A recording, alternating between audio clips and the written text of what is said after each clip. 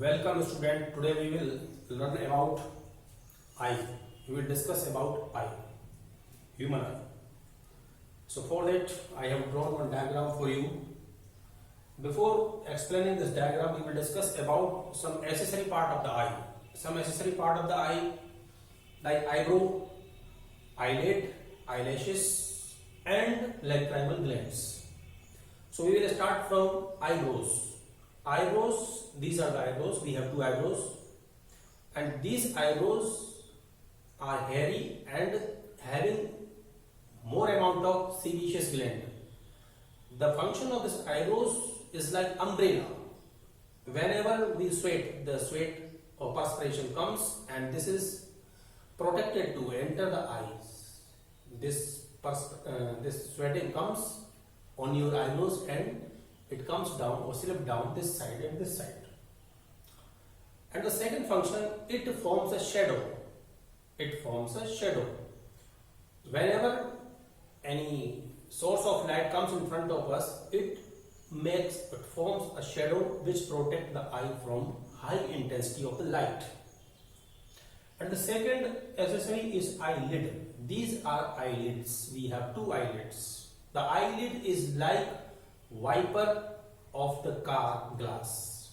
As the wiper removes the water moisture from the glass of the car, the same movement is done by our eyelids. Eyelids secrete some lubricant which keeps the eye moist, and it lubricates so that eye can move in all directions smoothly. Third is eyelashes. We have eyelashes. These are having very high sensitive neurons. Whenever any object passes through our eye, this is received by our eyelashes and eye remains closed. It also helps to protect the germs, dust to enter our eyes. The dust and germs cannot enter our eyes because of our eyelashes. Eyelashes trap these dust particles and bacteria and pathogens, germs. Lacrimal glands, we have two lacrimal glands this side, and their function is to secrete lysozymes.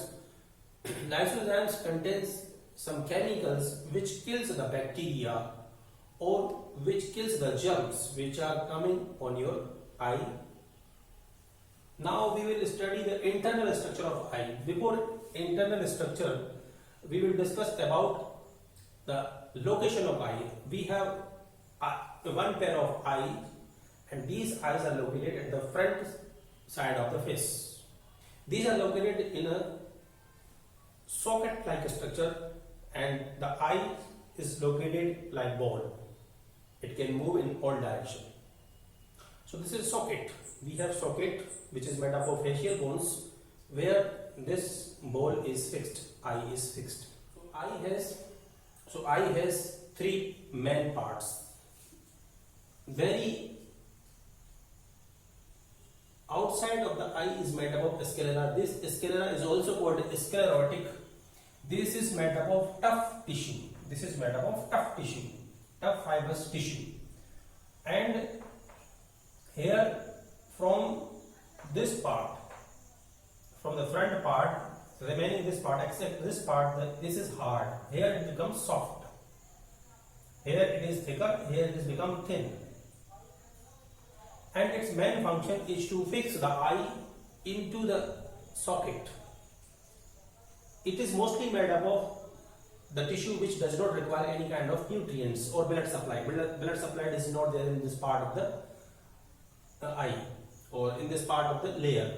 Second layer is made up of, that is choroid. Choroid can exchange the waste material and the nutrients into the retina or in some cells of the sclera or sclerotic. So this is having the capacity to distribute the waste material and the food material in retina as well as sclera. Retina is the innermost layer of the eye.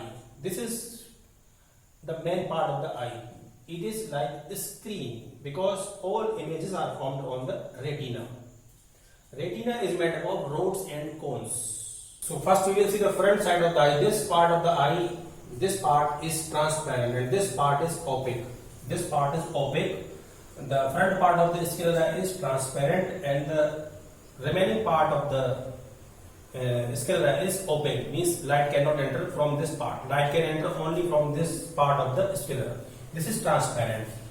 This sclera is a very fine layer which is transparent, that is called conjunctiva. Conjunctiva is the outermost layer of the eye which is covering this cornea. Inside conjunctiva there is cornea. This cornea is transplanted. In eye transplant, only this cornea is donated or received. This pupil is a gap between these two structures. These are called iris.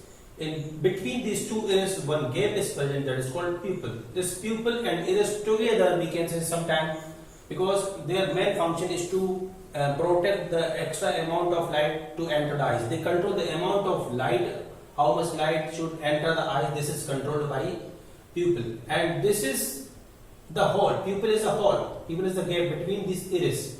So iris will contract or relax to control the amount of light that enter the eye.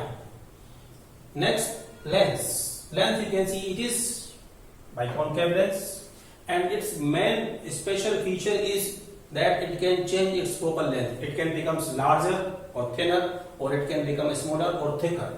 It depends on the distance of the object, whether the object is far or whether it is very close.